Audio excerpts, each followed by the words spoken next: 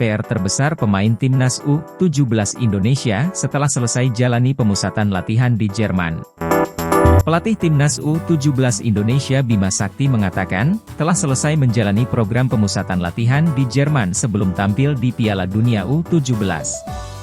Selama menjalani pemusatan latihan di Jerman, timnas U17 telah memainkan pertandingan uji coba dengan 7 klub yang berbeda. Hasil dari pertandingan-pertandingan uji coba itu, skuad Garuda Muda menang 2 kali, 1 kali imbang, dan 4 kali kalah. Sebagai rincian, timnas U17 kalah 0-1 dari TSV Meerbus U17, menang 1-0 atas SC Paderborn Youth, menang 2-1 atas VfL Osnabrück, kalah 0-3 dari Eintracht Frankfurt U19, kalah 0-3 dari Mainz 05 U19, imbang 1-1 dengan SV Meppen U17, dan kalah 2-3 dari FC Köln U17. Selama menjalani pemusatan latihan ini, timnas U17 juga diperkuat sejumlah pemain baru, seperti Amar Raihan Brerkik, Chow Yun Damanik, dan Welber Jardim. Pelatih Bima Sakti bersyukur, tim asuhannya telah selesai menjalani pemusatan latihan yang berlangsung selama 5 pekan itu. Ada 7 uji coba. Progresnya di awal kita mengalami penurunan karena mungkin cuaca. Lamanya TC yang 5 minggu agak sedikit drastis memang kondisi pemain. Namun dari segi permainan, mereka menunjukkan progres, dan alhamdulillah semuanya berjalan lancar, kata Bima Sakti seperti dikutip dari laman resmi PSSI. Ada beberapa kekurangan, kelemahan yang memang harus kita benahi, mudah-mudahan 2 minggu sebelum Piala Dunia nanti, kita bisa memperbaiki kekurangan itu, lanjutnya. Pelatih Bima Sakti menyebut salah satu kekurangan yang harus segera dibenahi adalah koordinasi. Terutama komunikasi antar sesama pemain, serta koordinasi saat bertahan dan menyerang. Timnas U17 merupakan tim yang dipersiapkan untuk berlaga di ajang Piala Dunia U17 November mendatang, dan pelatih Bima Sakti berharap para pemain dapat segera beradaptasi dengan kondisi di tanah air. Saya berharap pemain bisa cepat adaptasi lagi kondisi cuaca di Indonesia, pemain juga bisa menjaga kondisinya, kesehatannya, apalagi waktu sudah makin mepet, ujarnya. Nanti, kata Bima Sakti timnas U17 akan beberapa hari di Jakarta, sebelum pindah ke Surabaya. Mereka juga akan mengadakan latihan, di Surabaya juga akan adaptasi seperti pertandingan, suasana latihan, kemudian jamnya juga. Itu rencana kami pelatih, semoga mereka cepat beradaptasi dan bisa pulih lagi kondisinya serta bisa fokus lagi ke pertandingan Piala Dunia nanti, ucap Bima.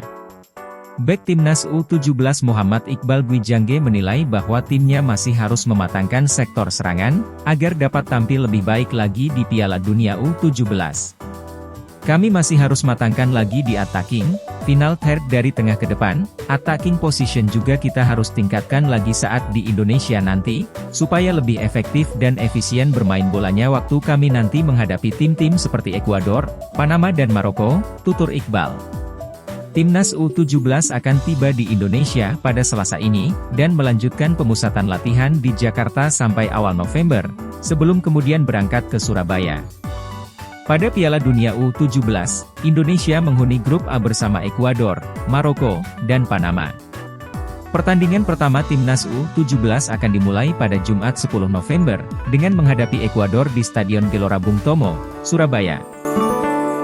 Media Vietnam, fitnah, timnas Indonesia punya gaya bermain yang kasar dan brutal. Salah satu media Vietnam, Soha.vn, menuduh para pemain timnas Indonesia memiliki gaya kasar dan brutal ketika bertanding dalam event internasional. Timnas Indonesia dan Vietnam sudah berkali-kali saling berhadapan. Di setiap pertemuan, kedua tim bermain sangat kasar dan brutal hingga kerap menimbulkan perselisihan dan adu mulut, tulis Tetao247.vn. Perselisihan dan adu mulut itu tak hanya terjadi di dalam lapangan pertandingan tetapi juga sampai keluar lapangan, imbuh mereka. Timnas Indonesia dan Vietnam memang kerap bertemu terutama di Piala AFF. Tensi laga jika kedua tim ini bertemu memang sangat tinggi sehingga memicu permainan keras. Mereka nantinya akan kembali bertemu di ajang kualifikasi Piala Dunia 2026 zona Asia. Laga Timnas Indonesia versus Vietnam akan dijadwalkan 21 Maret 2024 mendatang. Sebelum laga tersebut, mereka akan bertemu di Piala Asia 2023. Laga ini akan digelar pada 19 Januari 2024. Pada tahun depan, mereka akan berduel selama 3 kali. 1 di Piala Asia 2023 dan 2 di kualifikasi Piala Dunia 2026. Siapakah yang akan menjadi pemenang di antara kedua tim ini?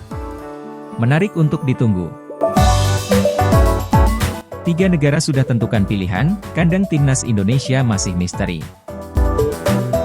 Sejauh ini, hanya timnas Indonesia yang belum menentukan kandangnya di putaran kedua kualifikasi Piala Dunia 2026. Sebagai informasi, timnas Indonesia menempati grup F pada putaran kedua kualifikasi Piala Dunia 2026. Nantinya, tim asuhan Shin Tae-yong harus melawan Irak, Vietnam dan Filipina. Ketiga negara tersebut pun kini sudah memastikan stadion mana yang menjadi kandangnya. Pertama adalah Vietnam. Timnas Vietnam dikabarkan bakal menggunakan Stadion Mai Dinh, Hanoi. Pimpinan Federasi Sepak Bola Vietnam, VFF, mengatakan Stadion Mai Dinh diperkirakan akan dipilih sebagai kandang timnas Vietnam pada putaran kedua kualifikasi Piala Dunia 2026, tulis Soha. Lanjut ke Filipina. Timnas Filipina memilih Stadion Rizal Memorial untuk menjamu lawan-lawannya. Ini tentu menjadi tantangan berat bagi timnas Indonesia dan Vietnam. Pasalnya, Stadion Rizal Memorial menggunakan rumput sintetis. Sehingga timnas Indonesia dan Vietnam harus mampu beradaptasi bila ingin memetik poin dari Filipina. Tim ketiga adalah Irak. Timnas Irak baru saja mengumumkan kandangnya pada Selasa, 24 Oktober 2023. Pengumuman tersebut diungkapkan melalui akun Twitter resmi Irak Football POD. Diketahui bahwa Irak bakal memakai Basra International Stadium. Menariknya, timnas Indonesia bakal menjadi tim perdana yang bakal dijamu Irak. Duel tersebut rencananya terlaksana pada tanggal 16 November mendatang. Sementara itu, belum diketahui timnas Indonesia bakal menggunakan stadion mana sebagai kandangnya.